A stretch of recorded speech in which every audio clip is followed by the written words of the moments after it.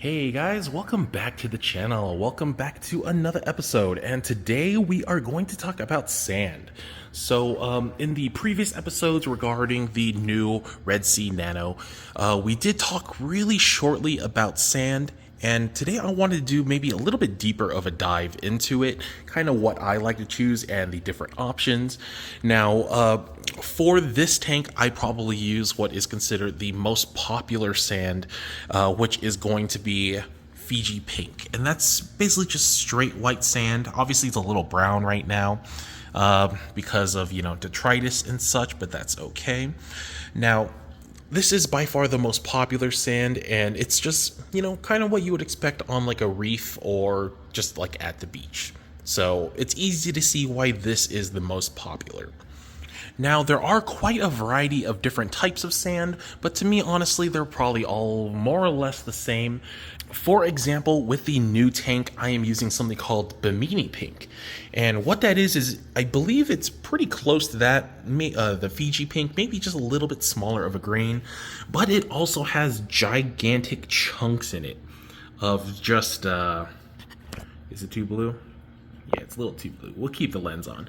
But just chunks of like rock and shells and pieces, which I think looks a lot more natural, but it's not very uniform, which is very interesting.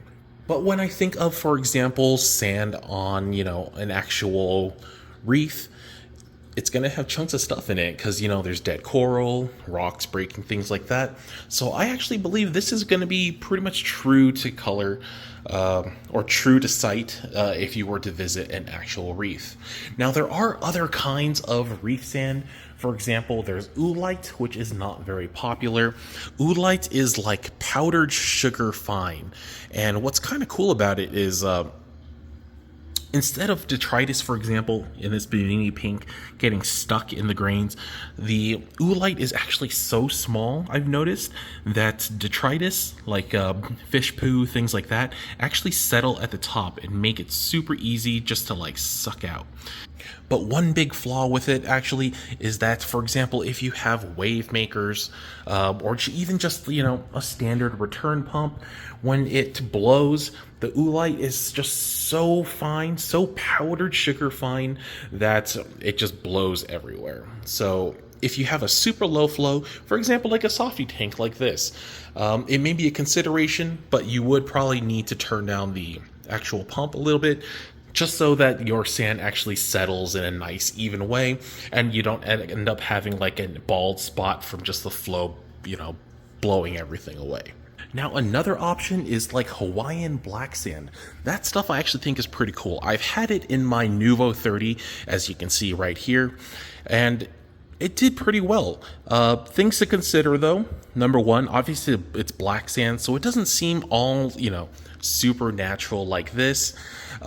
It does give amazing color contrast against corals. For example, like these red zoas, the utter chaos, just things that are bright seem even brighter because you have a contrast between this and the black sand. Now, even though you have good contrast, because the sand is black, a tank like this where it's nice and bright, it'll actually seem super dim in the black sand because that black sand is just absorbing all the light.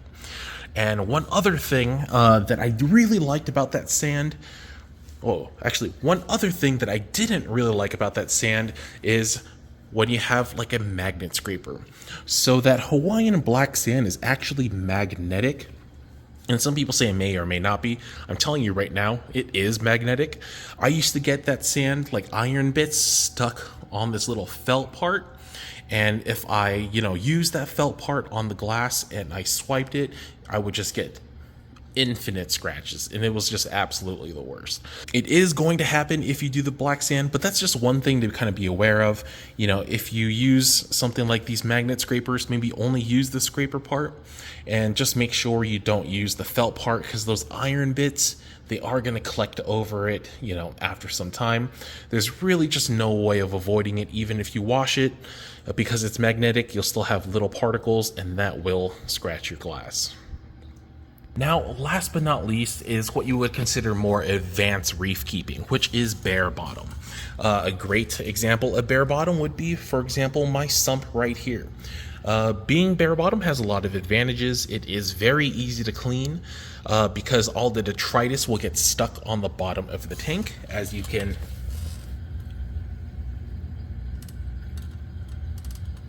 kind of see right there. All the detritus is at the bottom and you can kind of blow it away. Clearly I have not cleaned the bottom, so you know, it is what it is. One thing to consider with bare bottom though, that I've noticed, you do need a crap ton of live rock. If you don't have live rock, you don't have biological filtration. When you compare it to like a regular reef tank, you know, this sand has just billions upon billions of bacteria, and that does overall help, you know, the function of the reef tank itself. But without any sand at all, you know, you're missing out on a lot, because there's probably what, like 1 million bacteria per square inch. I don't know what, you know, it comes out to, or it's a lot. You know, there's multiple grains, and multiple grains probably have, you know, a bajillion bacteria on them. But that's kind of one thing to consider when you do bare bottom. You'll definitely need a lot more live rock just to make sure, you know, you're able to maintain those biological processes that go on in a reef tank. Now, I personally don't like bare bottom tanks just because, you know, even if you have all these nice corals, things like that, once you get down to the bottom, it just looks super unnatural. And I really do like a natural reef tank, at least a natural looking reef tank. And though a lot of people say, oh, you know, the reefs just have rock and a lot of reefs don't actually have sand, blah, blah, blah. This still looks a lot more natural. When I have guests over, it looks a lot more natural. So this is what we're gonna go with. And of course, if you do go bare bottom, a lot of people can't have wrasses. So now, for example, this wrasse right here, which is a type of fairy wrasse, I don't know exactly what type it is. This one sleeps in the rockwork, so, you know, not a problem. But my other three, so this leopard wrasse, that leopard wrasse in the back, and I have one more somewhere, but I don't see it. But the other one, they all sleep in the sand. More specifically, one of them sleeps here, one of them sleeps in the back of this rock right here, and the other one, if I remember correctly, it sleeps on the bottom right here.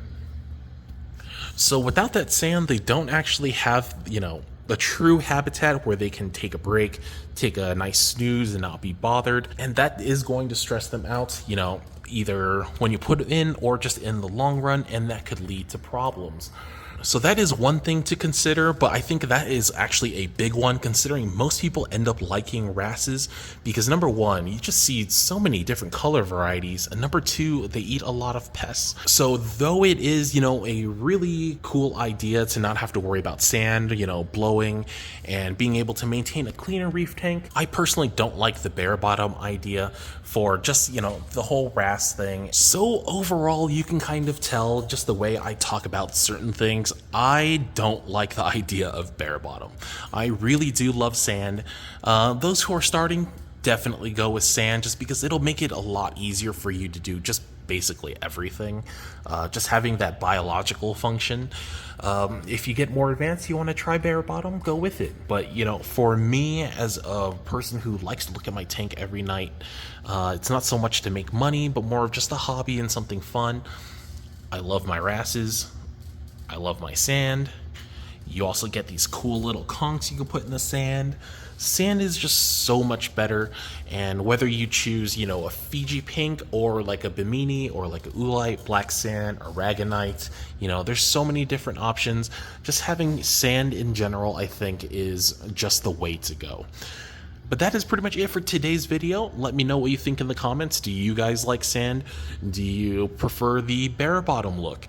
Let me know in the comments, and I'll see you guys on the next one. Peace.